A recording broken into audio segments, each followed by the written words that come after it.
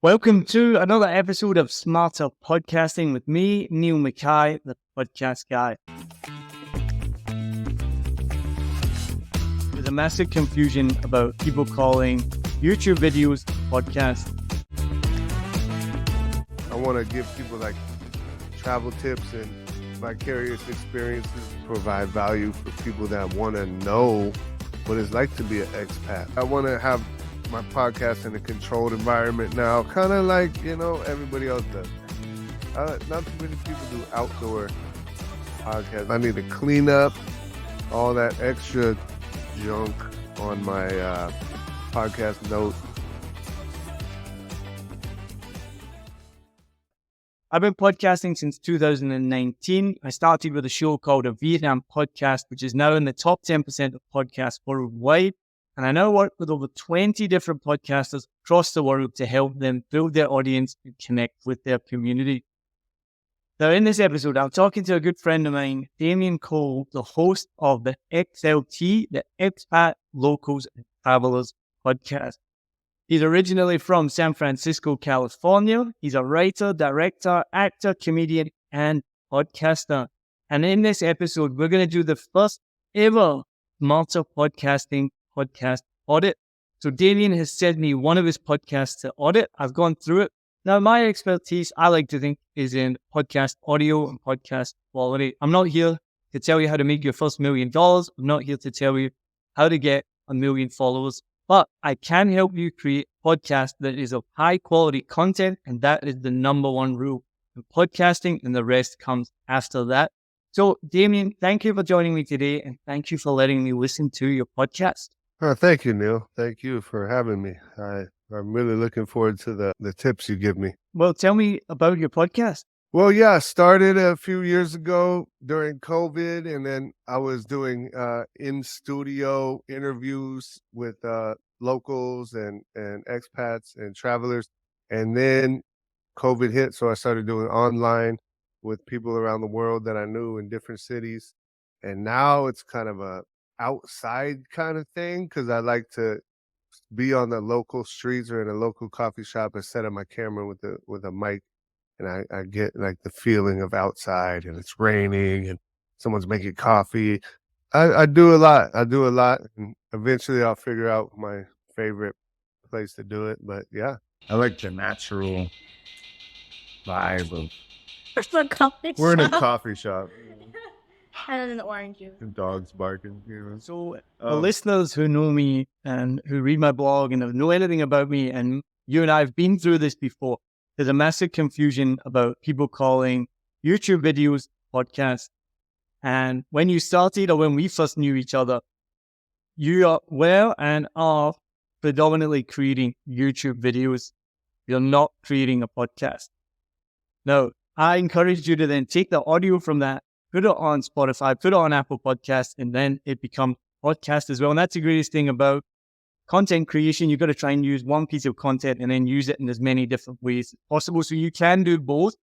But for me, I'm pretty set in my ways that if it's a video only, it's not a podcast. So you sent me the audio version of your YouTube video. I did look at the video a little bit as well, because I wanted to see some things in there as well. So what are your thoughts on that argument between video, podcasting, YouTube? Well, yep. If you're a purist into the podcasting world, yes, it has to be audio, right? That's where it started. It started on iPods. And so I agree with you. Yeah, I didn't really think of that when I first started. I was just like, I like making movies. I like making videos. I like filming. So I was like, bam, let me get my camera. Let me record it. Let me buy a nice webcam. And then I was like, you're right. I should. So you did inspire me to put it on Spotify and a bunch of, I don't even know how many it's on. I keep doing video because I love video. So I'm going to do both. Well, yeah, you are a filmmaker by trade. So it makes perfect sense. And when I'm working with people, I do encourage people to make a video, because it claims great content, especially for the short forms and the reels. And then you can take that audio, but we'll go through it a little bit in the audit about how different these formats are, and because they have to be treated really, really differently. Let's get into it then. So before we do get started, I have some questions for you that I'm going to ask everybody at the beginning so we know what we're working with. So first of all, what are you recording with? What equipment do you have? You mentioned a camera. You obviously have a microphone in front of you right now. What are you at headphones as well? What are you using? There's NT USB on it. It's expensive. It's a Rode. I'm using a As soon as you see a Rode, you're like, okay, it's a good one, right? Like that's right. Like, give me the Rode. yeah. Yeah, it's a Rode mic. I got a nice 1080p Logi webcam. So that's cool. I like that. And then just regular, I guess, Canon bargain headphones. No, but that's some good equipment that you've got there. You got some brand name stuff. You know, you're saying it's and then I saw your boom arm as well. Did you get that on Lazada? Because it looks pretty similar to mine. I got that I think for like $3 or $4 off Lazada. I don't think there's a brand name on it or anything. Online somewhere. And wherever you're listening in the world, you can probably find a boom arm pretty cheaply as well. I've seen like the ones that they use for podcasts like Joe Rogan and other podcasts. It's like the Rode boom arm. So nice. It's probably super smooth and nice. I bet it costs like a lot of money, but having a boom arm is a good start. It's better than holding the microphone in your hand. So the next question is, what do you use to edit? And I guess we'll go with your video since you're taking the audio from video, but what do you use to edit the videos? Well, I started with Premiere, Adobe Premiere, and now I'm back on Final Cut Pro. And to make the audio, I was using Zoom, and Zoom would give me a audio file, boom, and I'll just bam use that. I wouldn't edit it. I like to keep it raw, all the coughs and sniffles and everything. I kept it in. I just liked it like that. And But my next question is, your podcast is called Expat Locals and Travelers. What is your podcast niche? I want it to be people that want to travel or they need like an update on a certain city. So like I would interview someone in Thailand. Like this is during COVID. I would be like, "Oh, what's going on in Thailand right now? Is it open? Or Philippines or Africa?" You know, I would be like, "What's the deal?" And then COVID ended, so that was more like I want to give people like travel tips and vicarious experiences through whoever I'm interviewing, so people know where to go, you know, stuff like that.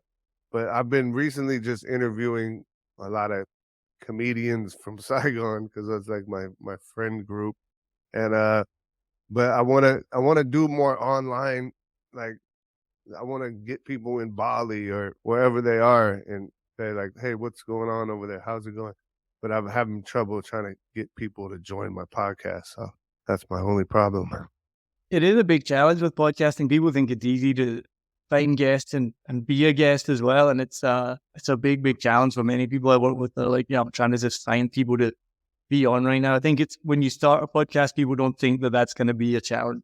Huge The next challenge. question is, who do you want your listener to be?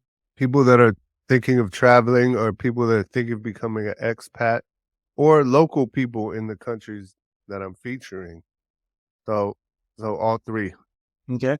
And what makes your podcast different than the other 250,000 podcasts that are published every single week? I'm funny and handsome. I don't know. Well, they can't see you handsome on an audio podcast, and we are gonna do this audit based on audio. What could be different? I try to do long form with free flowing.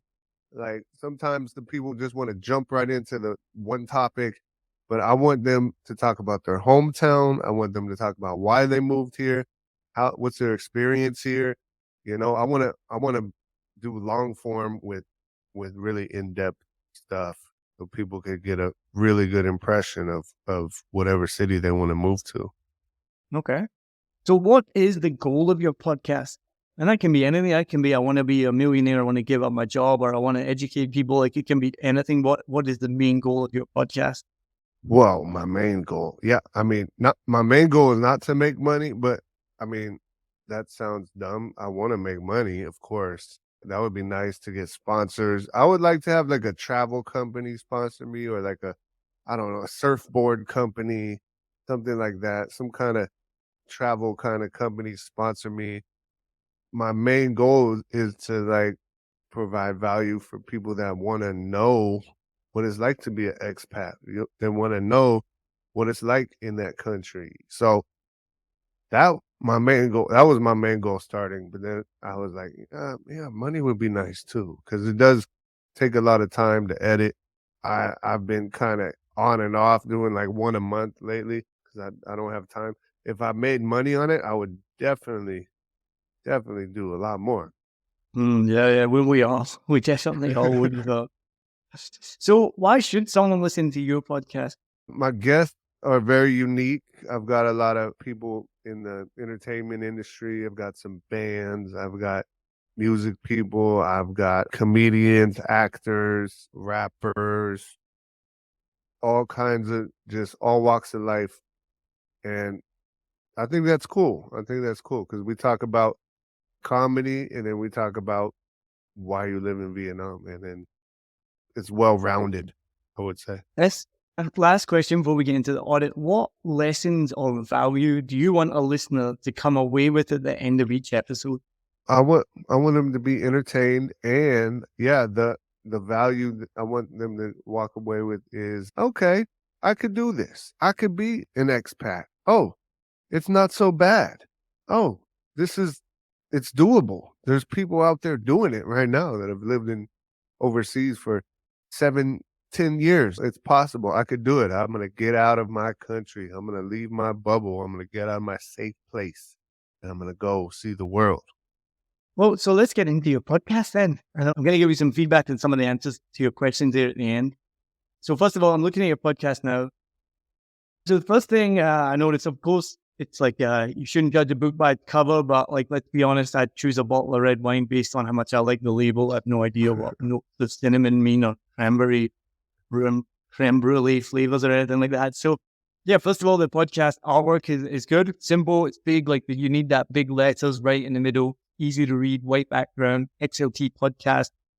The only feedback I'd give on that is if you came across that logo, I know you can read it, so that makes it quite self-explanatory, like XLT podcast, Expats, Locals and Travelers. That's really good that you've got that extra tag on it, because then that means people can look at it. But just maybe looking at the logo on its own, if they came across that, they might not know what the XLT podcast is. Yeah. But at the same time, you wouldn't want to put Expats, Locals and Travelers on there. So maybe some like imagery or something like that in the background instead of the white. I do like the white, but maybe some sort of imagery that if people looked at it immediately, they'd be like, oh, that's about expats and travelers and locals. So that could help. And just looking, there's only 2 episodes where you've got the individual episode art. So it's one that you had for the 1-year anniversary.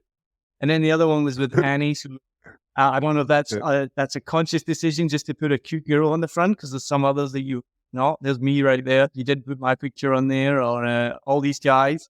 So maybe that's just a good tactic. But I think the individual episode artwork is good because it doesn't have any text on it. And so even on my big screen that I'm looking at right now and looking at Spotify, you would not be able to read anything on there.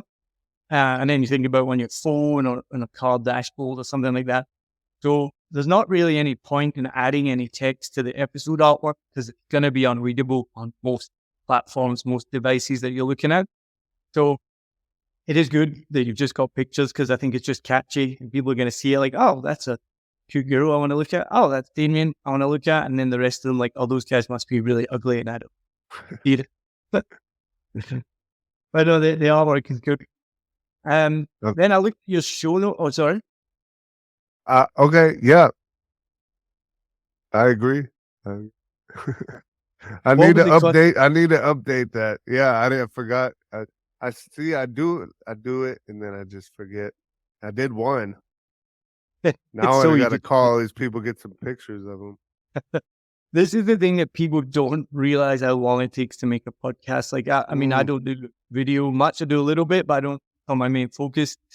But even just audio for one episode, it can take about 8 hours of work. I've calculated it before because somebody asked me, and I was like, that's a good question. I don't know. So I sat and wrote down like contacting the guest, booking the guest.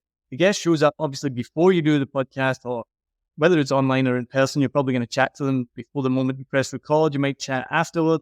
Then you got to do the artwork. Then you got to do the show notes. Then you got to do the promotion. You got to email the person, like you just said, asking for the artwork, waiting for it to come back.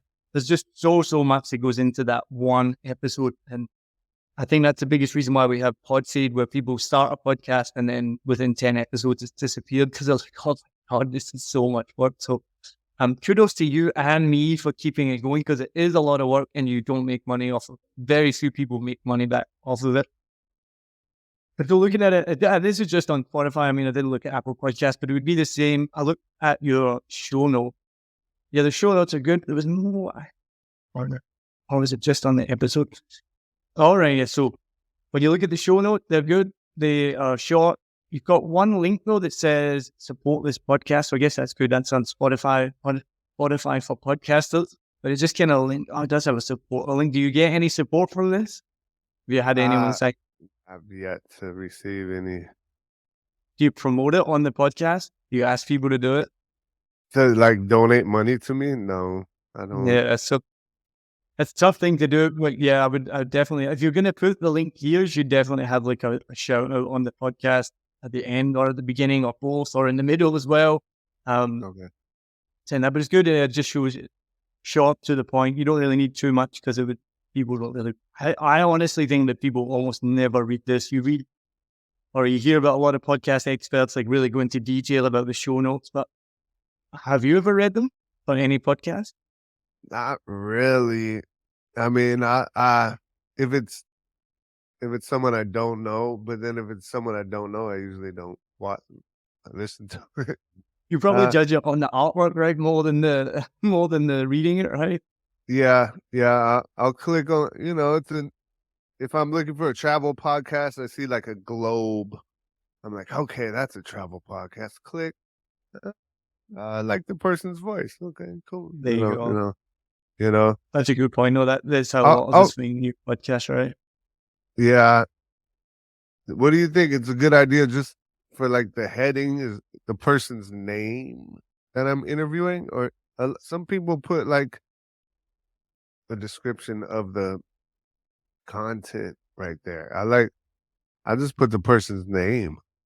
So for most of the people that just see like one line, unless it's a celebrity, like the name is not really like useful. So I would have the first line of your show note should be, what is the listener going to learn from, or what value or what question are you going to answer in this episode? So when somebody's scrolling for a podcast, like you said, they're looking for a podcast about traveling, they're going to see it like, oh, that says, what's the best things to do in Saigon?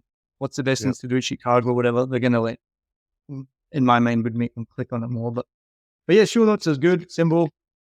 I saw though on the episode show notes, which you can see here, there's a bit of a formatting issue. Like there's 3-4 lines between each paragraph. So you may want to go back into Spotify for podcasters, which I think you're using, and just makes it look a bit untidy.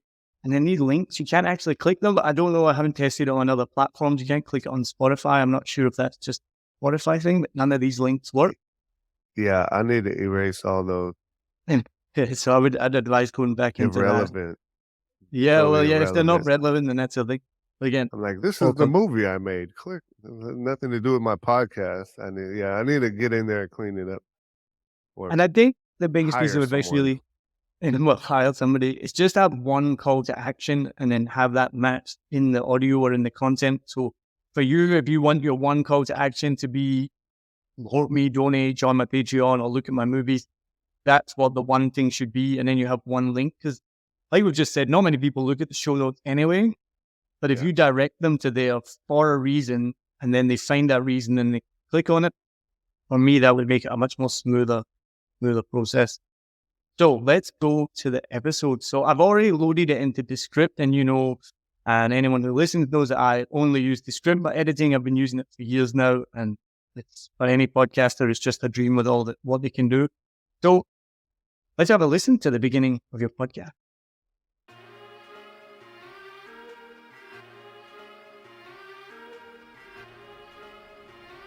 All right, let's keep going. Hi, everybody.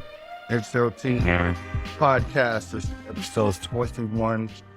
I have Annie here the president of Toastmasters. My Toastmasters club I'm in, she's the president. That's pretty cool. now. For now. Yes. What does that mean? Every year we have an election, and I cannot be president for more than 1 year. Seriously? Yeah. All right, so I'll give you my initial feedback from the beginning of. First of all, I love the music. So I know we talked before this interview, and you said that you're going to drop the music. I would just completely advise against that. Like, the music is awesome. Really? It's got a catchy loop. Like, I found myself humming it afterwards, so that's great. As somebody who works on a lot of podcasts, it's one of the best things. All the podcast music is catchy that I work on, and I find myself afterwards just like humming it in my head after I've just edited a podcast. And my wife will be like, "Oh, is that Taylor Swift just singing?" I'm like, "No, it's the intro to Mindset, Mood, and Movement, 'cause it's stuck in my head."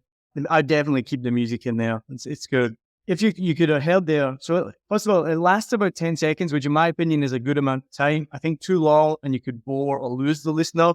Too short, I think, is okay as well. But I think that 10 seconds is pretty perfect in my mind. I don't know. I've got no data to back up how long your podcast intro should be, but to listen to it, I think the music for 10 seconds is good. In terms of keeping it, I just strongly advise about it. It's standard to have music because it really sets the tone for your show. It's part of your brand. It's why every podcast, TV, and radio show has their own branded music. And it just makes it more professional. If I came across a podcast and I pressed play and I went straight into the content, I think I'd be pretty confused as well. Okay. Because someone else told me, they said just jump right into it, or like make it like 3 seconds. Yeah, I liked my music too. So I was getting a different advice from a different person, and they told me to cut the music out. I was like, okay. So I tried it. I'm still playing with a lot of stuff. I'm only on episode 32 or something. I think that advice you might have been given was from a YouTuber. And if you are thinking in terms of, so it's a different platform, right? So if you're thinking in terms of YouTube, then you probably wouldn't start with 10 seconds of music and a logo. But even on YouTube, go and look at any YouTube video of a big channel. They do start with like a short, sharp intro. They'll have some music or some sound effect, but that's different. That's YouTube. So for YouTube, probably wouldn't start with the music. I'm going to talk about podcasting. So for podcasting, you absolutely need the intro music and then an intro. And then you could also hear, when I just played that clip there, you can hear and then we already know you said you don't really like to edit. You like to keep it raw. And I'm going to go through why I just completely advise against doing that, especially for a podcast, actually for YouTube as well. I don't know much about YouTube, but there's a lot of editing that you need to start doing. And first of all, that one I think you can kind of hear your mumble say, "Okay, let's get started." You'll laugh. Why are you laughing at it? I like that part. I mean, real. To me, it's kind of, it's real, but it's like unprofessional, and you want people to be.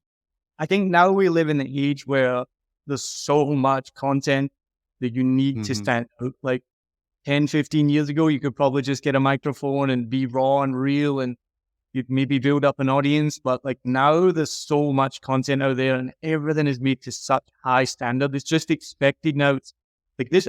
My webcam right now is rubbish, like 720p. I know I should have a 4K webcam right now. Any YouTube videos like now it's 4K. All short form content is now in high definition. It's got studio quality sound.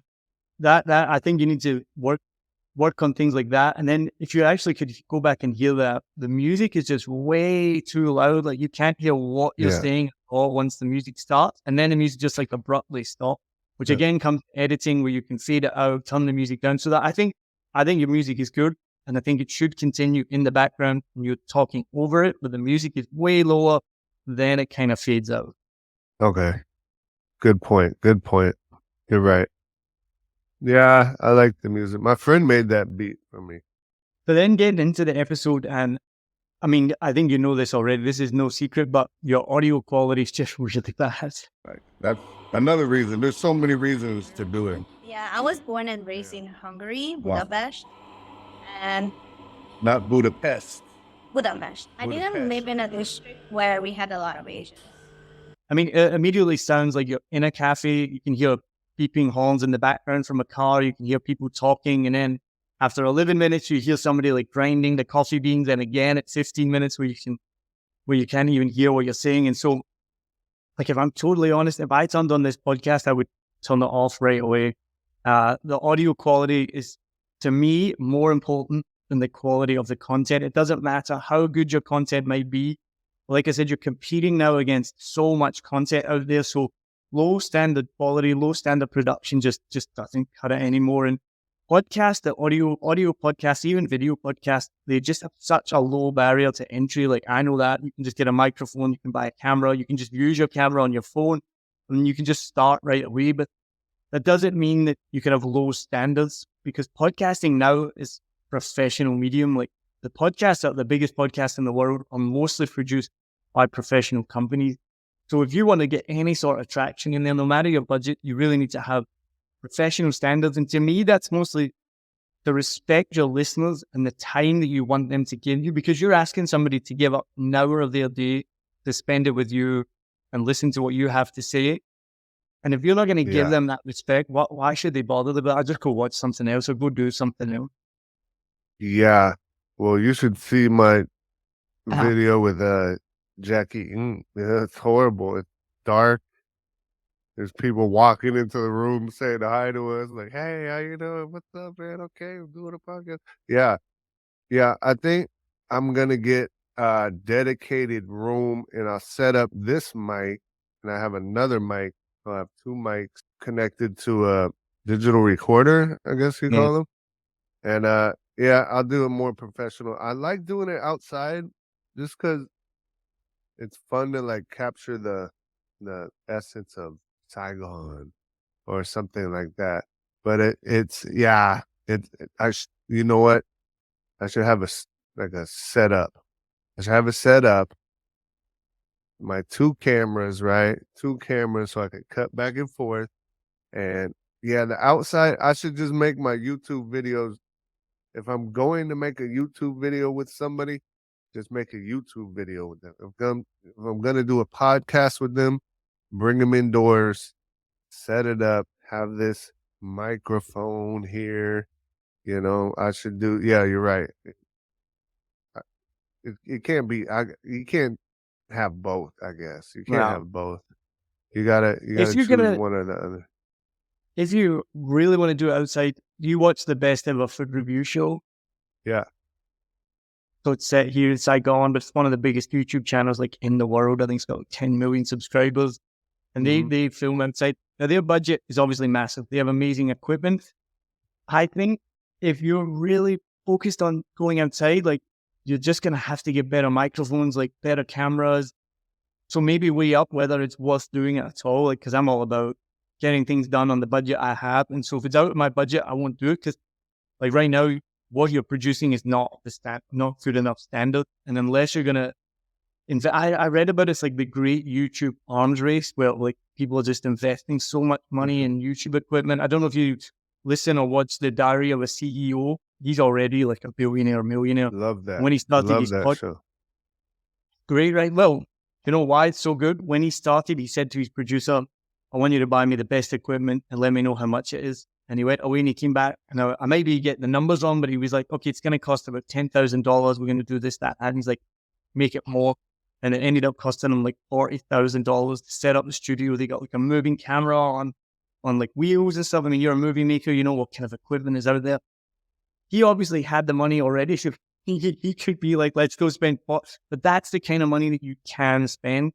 And so, yeah, I think you have to do, for people like us who are just indie podcasters trying to get by, you got to do the best you can with what you have or the budget you have.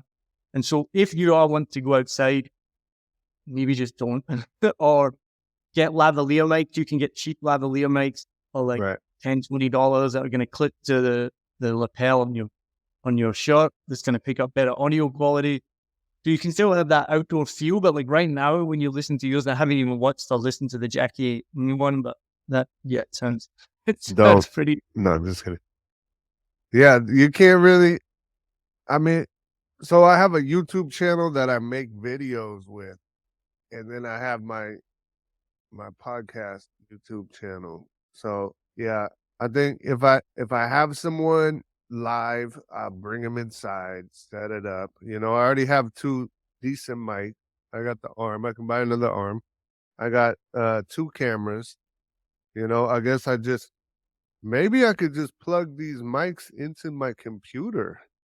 If they're both USB, you can. If you got 2 USB ports, you don't even need an audio interface.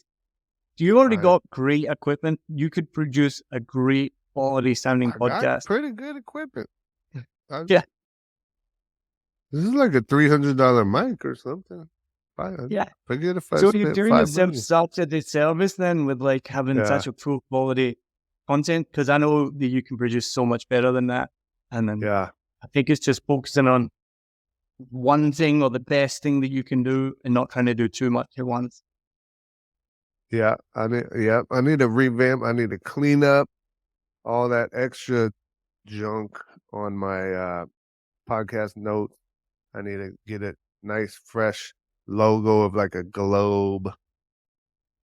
So that was mostly the audio quality, and already, like, that can just be improved. It can be easily done. Like, it's not even like you have to start and go buy all this like hundreds of thousands of dollars worth of equipment. You already have it. So I think it's just focusing on what you want to do, focus on one medium, and then do that one, and then do it well. If you want to do podcasting later, do that. I want to have my podcast in a controlled environment now, kind of like everybody else does.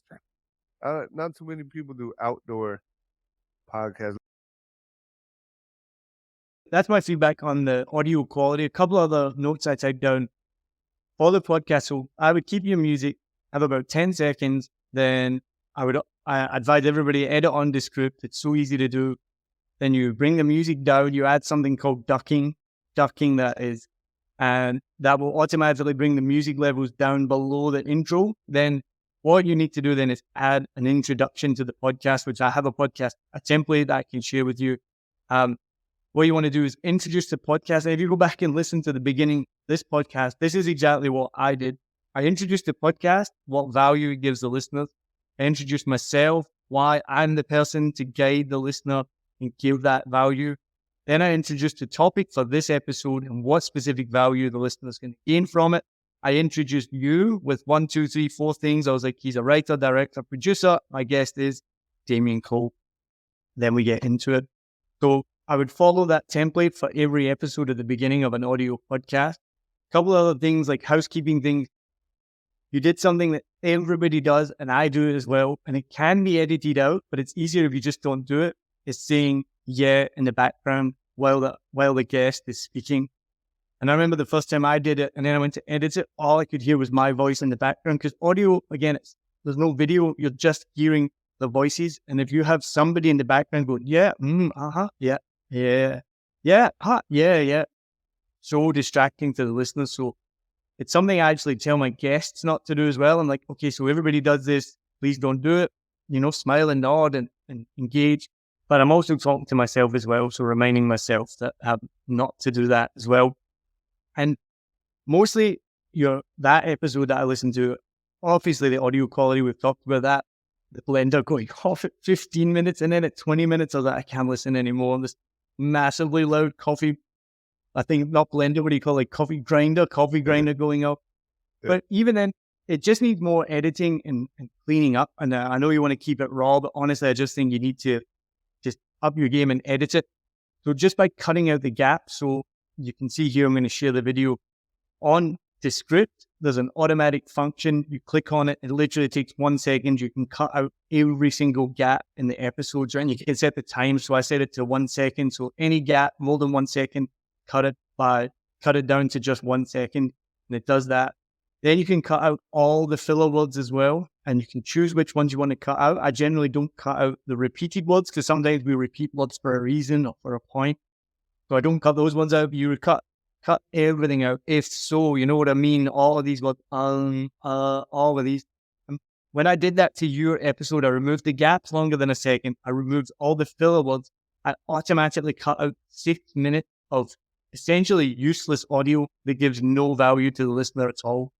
So just by doing something as simple as that, cutting out the silences, cutting all the filler words, you suddenly have a much more sharper, polished episode. And then the other thing I did as well was I turned on something by the script called Studio Sound. So Studio Sound will take almost any audio and make it sound like you're in the studio. So I clicked that button. It is literally just a button. And at 100%, because you had that single mic between you, it made some of the audio, some of the speaking a bit choppy, and it makes it unnatural. So at 100%, and this happens often, unless you have two microphones like we do, like right in front of you, if you have a condenser microphone in between you and it's picking up all this background noise. So what is like everybody nominated you or just I like? think one person brought it up. So what is like everybody nominated you or just I like? think one person brought it up. It's not like magic. It can't suddenly make two people talking into a condenser microphone sound like they're in the studio. It will make me and you sound like we're in a studio because we're already using good microphones. But then I turned it down to just 90%, and the sound quality was suddenly incredible. And you could still hear a little bit of the background. And so those are just 3 quick and easy steps. Remove the filler words, cut the gaps, turn on the studio sound, and immediately, like that takes the 0 time. You have a little bit of investment in Descript, but the minimum plan is like $12 a month. I didn't get Descript for the longest time, so I didn't want to spend any money. I was using GarageBand because it's free on my Mac. And then eventually I gave in, I spent a little bit of money, started on Descript, and I literally got so much time back, and the quality of the podcast just got so much better. And then now everybody I work with across the world, I use Descript, they use Descript. Like, it's just the best podcasting tool. So in terms of editing, that would be probably my biggest recommendation is just get Descript. It will change the way you podcast. And that's only audio, Descript, or doesn't do video? Okay. It does do video now as well. So it's done video now for about a year. So this It does. Now the platform, well, people are going to be watching this YouTube video, and it's been edited in Descript. So right now we're recording in a program called Squadcast, which Descript bought about a month ago. So now I have free access to Squadcast. So before that used to be like a paid platform like Riverside. Now, because I'm on the creator plan with Descript, which is $30 a month because I need the hours, you get 30 hours a month with the creator plan. And sometimes I go over that because I'm working with so many podcasts. But with the creator plan, you get free access to Squadcast. So we're using this high quality online platform for free. And then once we have finished this and I press stop recall, I press one more button and it will automatically import into Descript. So I want to go back to the beginning, some of the questions that I asked you. So we talked about what you record with. You've got amazing equipment. You're going to look at getting Descript. One thing I asked you was, what's your podcast niche? And I think you need to make the niche even nichier. The nichier, the better. So it's Expat Locals and Travelers. Those are like 3 completely different groups of people. An expat, somebody that obviously lives overseas for a long time. A local is somebody that lives in the place. And a traveler is someone that's going for just a short time. Those are 3 completely different groups of people. And everyone asked as well, like, who do you want to listen to your podcast? It's kind of like, well, I want an expat and a local and a traveler. Like, they're just so different. And if you think of any successful podcast, they have a really, really specific niche. So that if you are an expat and you want to learn about expat life, you're going to go to that. If you're a local, you're going to do that. So I would just choose one thing and do that really, really well. I asked you what makes the difference with your podcast, and you said something which I think is completely true, and it took me so long, and I still battle with it. You kind of mentioned yourself, and you're like, I'm funny. I think like lean into that. For the longest time, I tried to think like what made my podcast different. Like people would say, what's your USP, which is your unique selling point? And I couldn't, just from the feedback I got from listeners who would tell me they like listening to me, they like my style or whatever. Eventually I was kind of like, I think it's me. Like I'm the difference, which is really hard to say, like unless you're a complete egocentric maniac, which I don't think many people are. It took me ages to figure out, like, I think you are. I think it took me ages to figure out, like, I think that what makes it different. So if you do think that that's what makes your podcast different, then lean into that. And you'll have seen my branding change over the last year, like my face and how it's on everything. And that took a massive leap and a step to do that. I put my personal brand first, like I changed all the language for the first years and years. Everything I used, I said we, even though it was only me. And part of that was because I wanted to make it seem like a bigger team. And people were like, how many people have you got in your team? Like, it's amazing. I was like, oh, it's just me, which was cool. But then as I realized, like, people want to support you and people like you, I was like, I need to lean into this. So now I've changed all the language. Anything you read on my website or social media, like I use I believe this, I do this, so I'm going to change that. So that's just a way of like leaning into that. And then talked about the goal of your podcast, and I think we all want to make money from it. Like let's not lie. I think it's difficult if that's your number one goal, and I think your number one goal should be to produce a high quality podcast, and then money will come from that. You're probably going to be getting sponsors, but like right now, if you send your podcast to any sponsor and ask for money, like what do you think? They're just shaking your head. What do you think they would say when they listen to your podcast? I would say, the fuck? Excuse my language. They turn on the light. Like, what are you doing in a coffee shop? You couldn't even find a spot to do it at? Like, yeah, they would, yeah, no. I gotta, like I said, I gotta find my controlled environment. Yeah. And make it officially somewhere. I could get a nice background. I could get some backdrop. And I think, you know what? I do need to niche it up a little more. What do you think? Because I'm an expat. I guess I can't really call myself a traveler at the moment. What You're do an you think I expat and should- you want to share, if you're an expat and you want to share your expertise, then I would keep it to expats, because there's a lot of people around the world that want to know about life overseas. It's such a broad topic.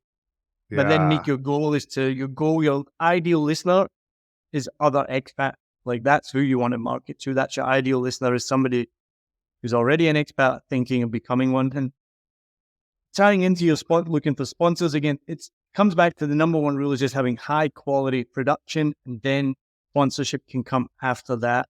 And then my last question is, what lessons or values do you want your listener to come away with at the end of each episode? So I would go back, look at your niche. Who do you want to target? What listener do you want? What do you want to teach them? What value do you want them to come away with? And once you get, and then with the quality of production, once you put all of that in place, then you can think about sponsorship. Okay, man, that's great. Because I was looking at my expat traveler logo. It's like huge. It's huge. It doesn't even like fit onto the little. It's just like dot dot dot. And, I think I should just do expats and keep it short and sweet. And then we could talk about expat stuff. Like today, I could talk about how I'm getting my TRC, and I had to run around to 17 different government buildings, and I could just vent on stuff like that, and people that I know could talk to me about that. Yeah, and I could do overseas stuff too. I could find expats living in Spain or something and interview them. That could be my value. That could be that because I agree. I'm going to bring you back a little bit, I'm going to bring you back a little bit. Dial me down. Even you need to niche, right? What you said there initially was perfect. I think you need to do expats in Saigon and share your experience and share the experience of other expats in Saigon, because that right away now you know who your target market is. It's either people who want to move to Saigon, like there's a lot of people come and go every year, or it's people that already live here. And what you just said there about like getting your TRC, so valuable. Like so many people are like, such a big frustration for anyone who lives in Saigon or anyone who's an expat. But as soon as you be like, I want to go interview someone in Spain, or I want to interview someone in Germany, you've suddenly broadened it so much. So now you're talking about trying to like reach people worldwide.